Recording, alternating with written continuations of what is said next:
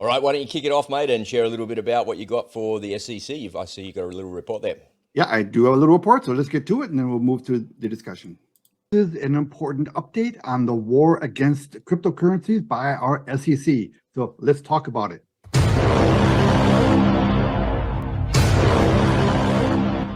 Okay, so the other day I did a report for you describing the war that the SEC is waging on the crypto space. But just a couple of days ago, Gary Gensler, the chairman of the SEC, was out commenting about the crypto space, and he told you exactly how he felt about it. And he clearly stated that the entire crypto space is just infested with hucksters, fraudsters, scam artists, Ponzi schemes, the public being left in line at the bankruptcy courts. We've seen this story before. So forget the fact that the traditional banking system is rife with fraud. American banks are doing very little to recover and reimburse billions upon billions of dollars stolen from customers each year, according to a new report. People are struggling to get their banks to protect them from massive and systemic checking fraud, reports NBC Los Angeles. The traditional banking system, particularly in America, is just riddled with all kinds of fraud that it is not protecting their customers from. Keep in mind that the combined market cap of all the cryptos in the entire crypto space throughout the world comes in at less than $1 trillion. And Bitcoin and Ethereum make up more than 60% of that. So of that entire $1 trillion global market cap, Bitcoin and Ethereum all by themselves make up about $600 billion of that market cap. The remaining $400 billion is spread amongst all the other cryptos out there in the world. But according to Gary Gensler, it is just rife with hucksters, fraudsters, scam artists, Ponzi schemes, hucksters, fraudsters, scam artists, Ponzi schemes. So when the entire global market cap of the entire crypto space is less than $1 trillion, it's very easy to manipulate. It's very easy to push around. As a matter of fact, Gary Gensler himself apparently loves this whole idea of manipulating.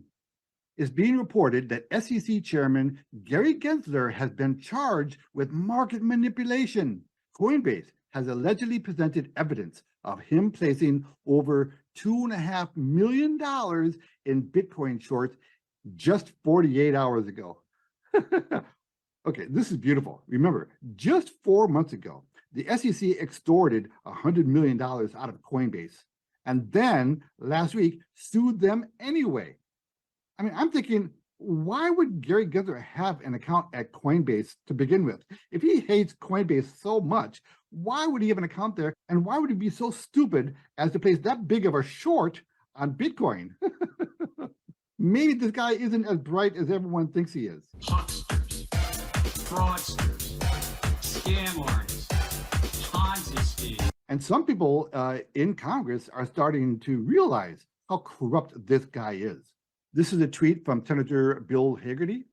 Senator Bill Hagerty hinted at some congressional action against Gary Gensler and the SEC for weaponizing their roles to kill the cryptocurrency industry.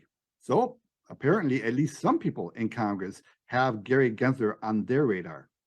Now, in case you haven't noticed, that in the past couple of days, the altcoin industry, the altcoin groups, those are primarily all the coins outside of Bitcoin and Ethereum, okay? They had like a dramatic 1 hour drop, like 20% across the board. And there are all sorts of theories about why that happened.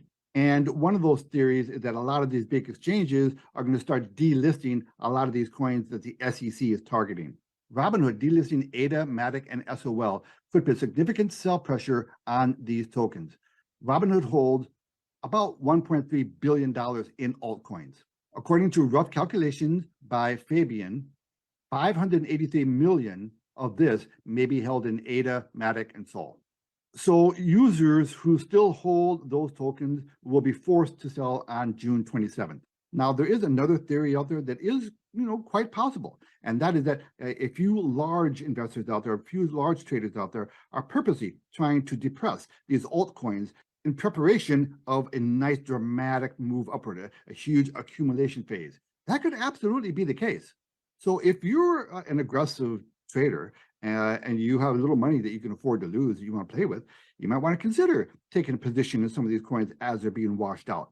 Because after this washout, there could be an accumulation phase in these coins. And when they're at these levels, it doesn't take very much to have some really nice returns on them. That's not a recommendation. I'm just throwing it out there for you to consider. Listen, this entire crypto space is not dead.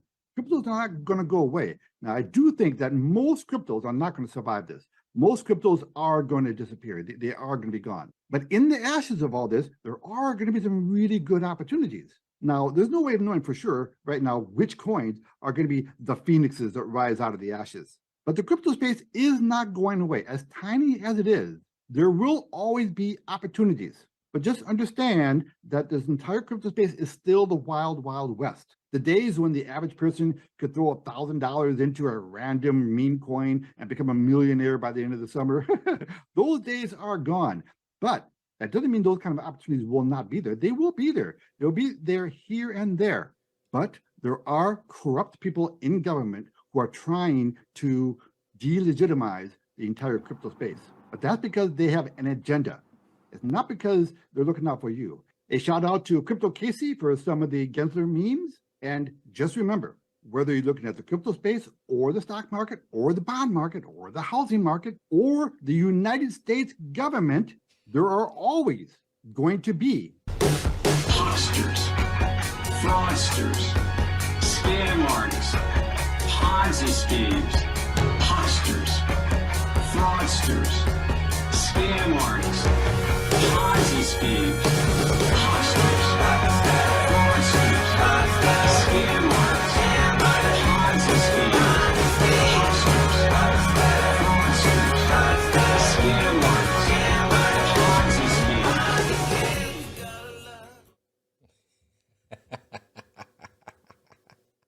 And that's my report for the day. I'm glad you injected a little bit of humor in there, mate. It's an otherwise very dry topic, isn't it? And, you wonder how Nancy Pelosi got rich. So you wonder how Gary Gensler got rich. He got rich by going short on Bitcoin, right? There it is. What a scammer. He's the huckster and scammer himself. Yeah. Man. Oh, yeah. Talking about manipulating. So he shorts it and then he sues the entire crypto space. He's going after all of them. It's the things these people get away with. And he will get away with it. It's like the cops investigating themselves for something. It's ridiculous. Like you can't do that, right? You need to have independence. You need to be at arm's length from these things. And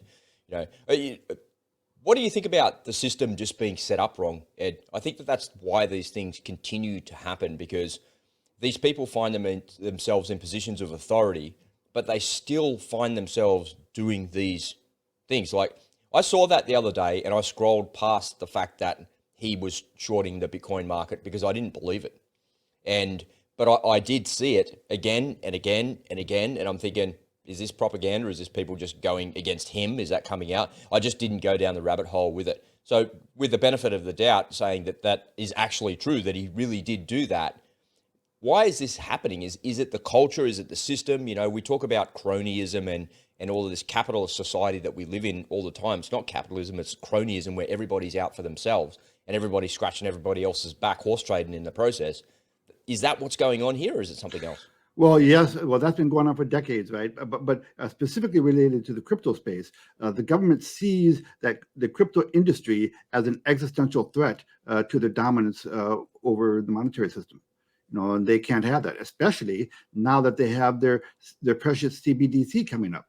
So they don't like the idea that people could conduct business outside of their monetary system. They can't have that, So if you're a sovereign human being and you want to have the freedom to conduct business any way you want, the crypto space has been a godsend for the past several years. But now the government sees it as a threat, and even though it's only $1 trillion total market cap, but the idea that someone when they bring the CBDC on, a lot of people might use that as a catalyst to go to Bitcoin. Because they say, well, no, I know the difference between your coin and Bitcoin. Bitcoin is a tool. So they might say, well, that is ironically going to give Bitcoin a big boost in popularity. So in order to do that, we have to make it difficult for people to conduct business in the crypto space. So this is a coordinated, concerted effort by our government, I think governments around the world, to make it difficult for the crypto consumer to conduct business outside of the fiat system. And that's what this is primarily about. So my question to you then, Ed, is crypto still worth it, man? Is it still worth participating in? Is it still worth having a punt here and there? And, you know, is it a trading opportunity, or is it a buy and hold opportunity? Is it a long position you're holding on to? I mean, if you ask a bunch of different people, you're going to get a bunch of different answers. What do you think?